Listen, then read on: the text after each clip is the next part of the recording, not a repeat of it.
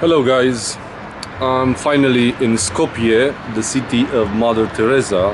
Actually, Mother Teresa was born here in Skopje in 1910.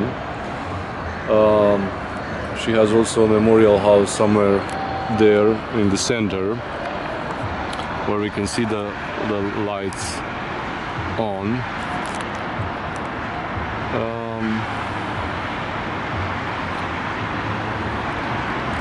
We are in Skopje. Skopje, actually, the landmarks, the most important landmarks are the Varda River, which is over there, and the mountain Vodno, which is in front of us, Bridgestone, pretty old, made by the Ottomans in the 15th century. We're going to come back to it. But actually, the whole area of Macedonia, it is known that was occupied from the at least 6th century before Christ era, when some tribes of Illyrian and Thracians occupied these territories. Then it was included in the Persian Empire in the 6th century, and then included in Dardania. In the 5th century, or more exactly, in the 4th century before Christ, it was the Macedons that came here and occupied the zone. The first important ruler was actually Philip II Macedon, which is over there facing the center.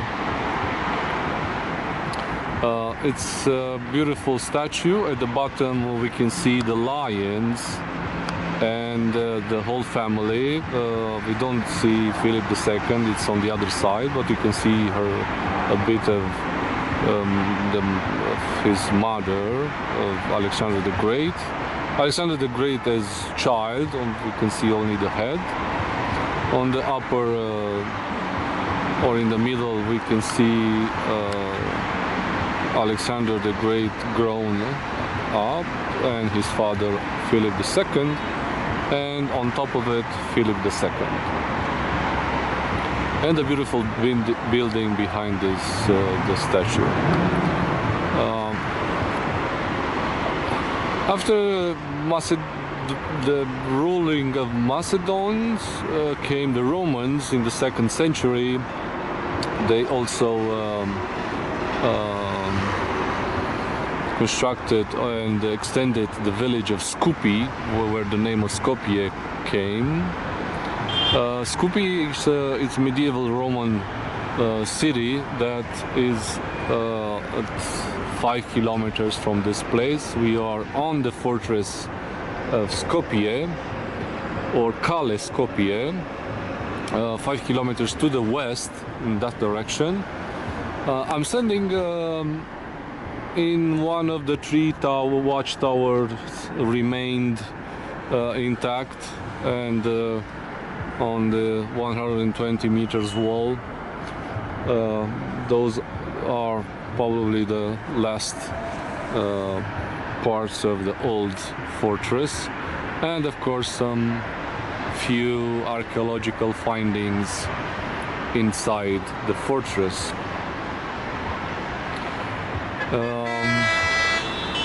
After the Romans split it, the area remained on the Eastern Roman Empire under the Byzantine, of course.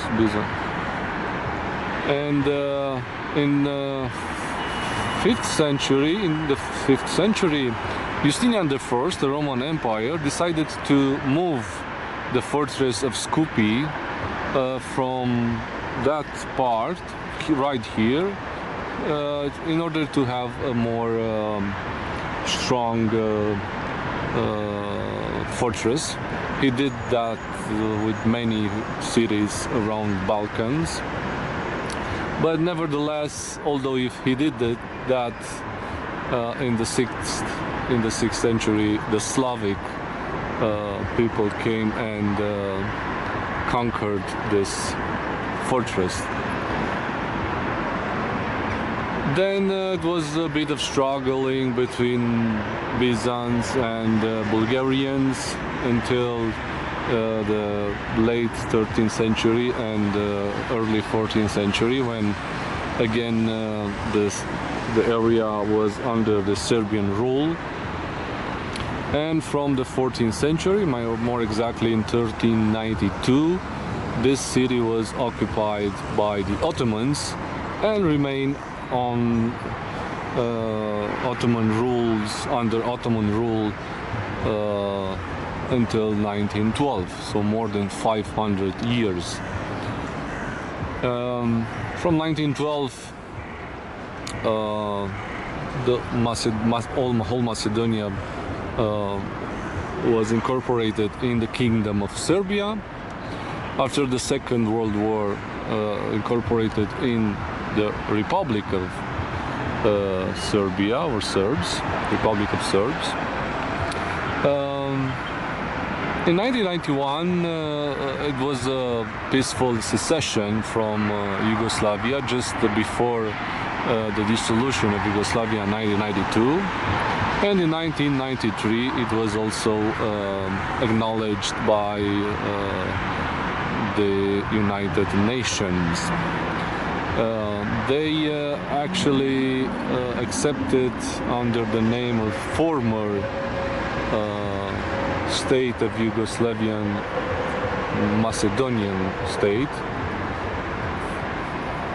former state of Yugoslavia, Macedonia, because they have some issues with the Greece regarding the usage of this name.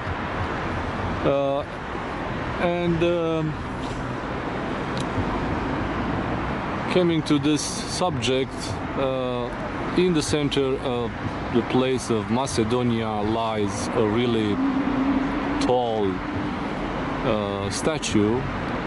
The official name is Warrior on the Horse, but everybody knows that actually over there lies Alexander the Great, the statue built in Italy and brought here. It's a pretty new city. 1912 is, of course, an important year for the area when the Ottoman army withdrew, and a second important year is 1963, when it was the city was hit by a really awful earthquake. Almost everything was destroyed, and they start rebuilding the city. From 2014, they have a really huge project, especially for the central area, and they built here lots of new things. We are going to talk a bit about them, starting with this large square of the Alexander the Great. We're going to find there lots of monuments of all the rulers of Macedonia. This stone bridge, first it was built somewhere in the 5th century, but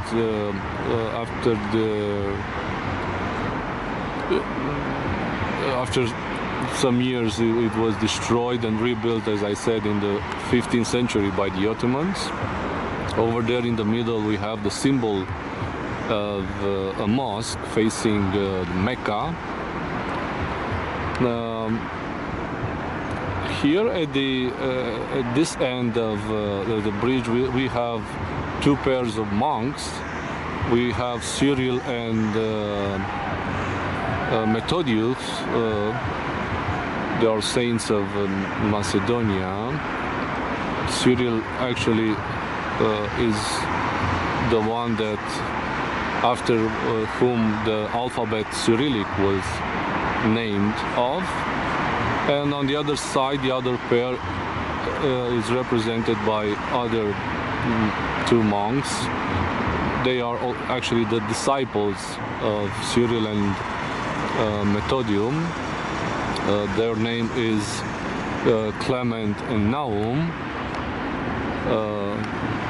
They finished and invented the final form of Cyrillic alphabet and named it after their teacher Cyril. Some beautiful fountains over there. This is the big building that we are seeing is the archaeological museum. A really beautiful building. We have here also a Christian church, and this river Vardar splits the city in half. We have here the new city, and over here the river we have the old city, especially with Ottoman's landmark and monuments like an old hammam, which today is used only for exhibitions. It doesn't serve the initial purpose anymore. And from here starts the old bazaar with all the shops and of course minarets. We have here Arasta Mosque. That's the minaret of Arasta Mosque. And probably the biggest one from the city is Mustafa Pasha Mosque. It's this one. And a pretty good example of Christian churches built during the Ottoman rule is this one. It's the Church of Ascension of Jesus. You could have built churches during the Ottoman rule if you accepted two conditions. One was to pay large sum of money in taxes, and the second one was that you will construct the church only if from whatever point you look towards the Christian church and the dome of the mosque, it will never be higher, the Christian church, than the mosque dome. And of course it was needed to have a really low church on the outside, which is actually the example of this church. But they was pretty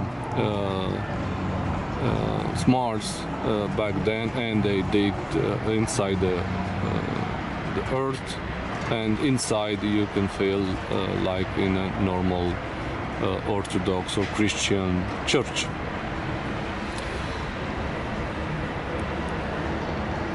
I have a view of almost 360 degrees from here.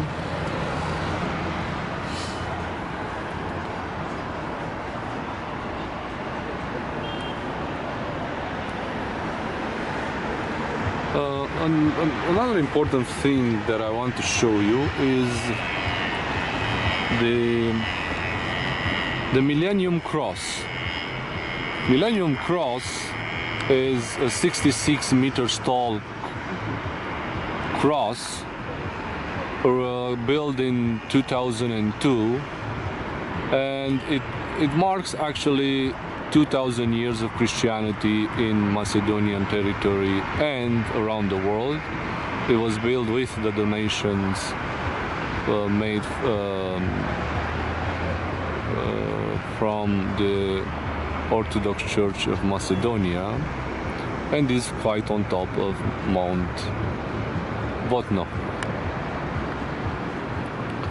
So 66 meters tall. This is like 20-story building.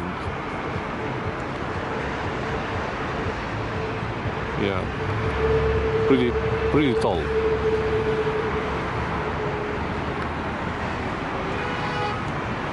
We have also in this new constructions made from 2014 onward, two important bridges. From here we're going to see only a part of one. It's over there. This is the historical bridge, which has some beautiful line statues and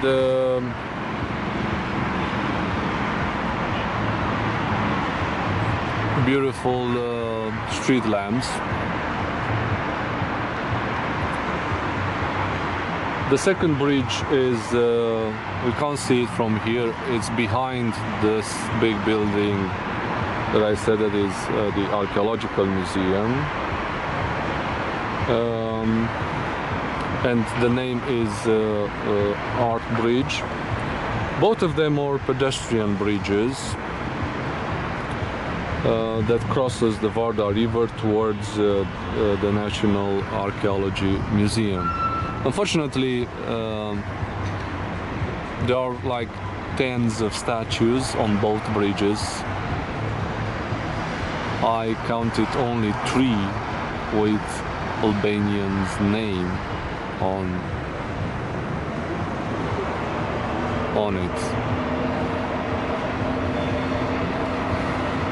And it's quite a dispute between Albanians and Macedonians. Macedonia has almost 70% Macedonian people, 20 to 25% Albanians, very few Serbians, about 2%.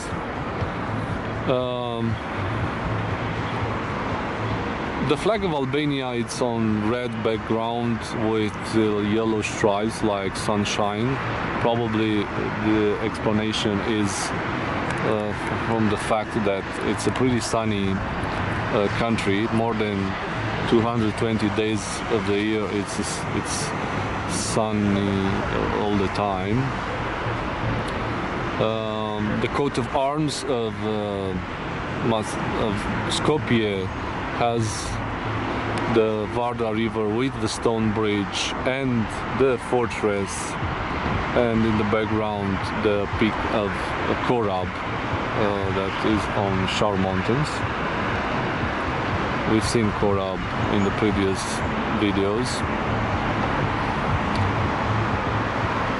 Also the Shar Mountains are in the coat arms of Macedonia.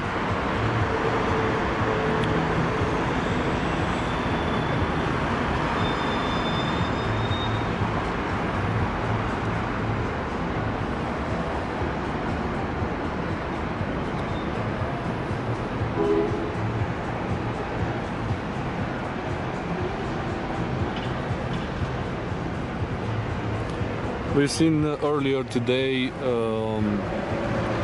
the Panteleon Church and Monastery. I hope you liked it, with a bit of example of folklore.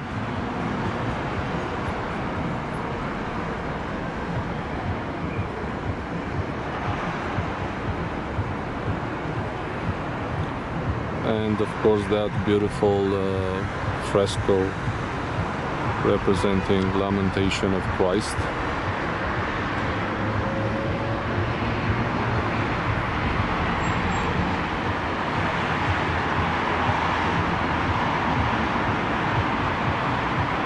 I think Skopje is now a city of monuments. You find yourself at one point looking at the monument, and then your attention is drawn from the second one, and so on. You can spend at least 2 days only watching and analyzing monuments around the center, and in the center. Oh, the sermons of Muslim starts.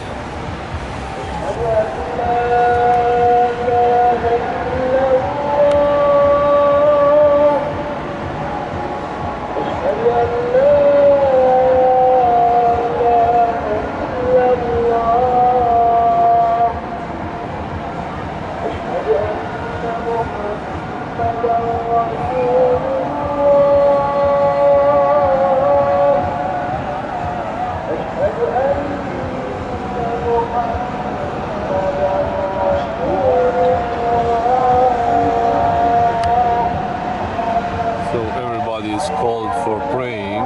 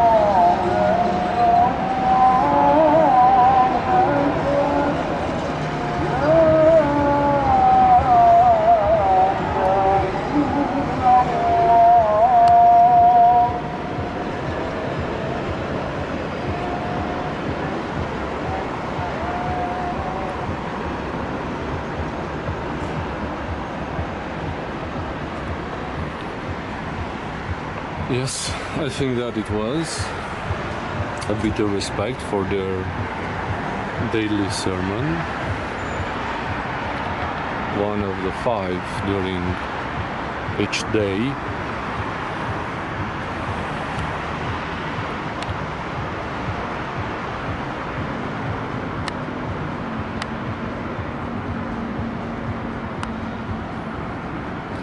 So I said that I'm really impressed about the monuments around Skopje, and one thing that it's really enjoying to me special is the fact that most of them are equestrial, so the link between human and horse is well represented here in Skopje. I invite you to visit it because it's quite worth it. See you next time.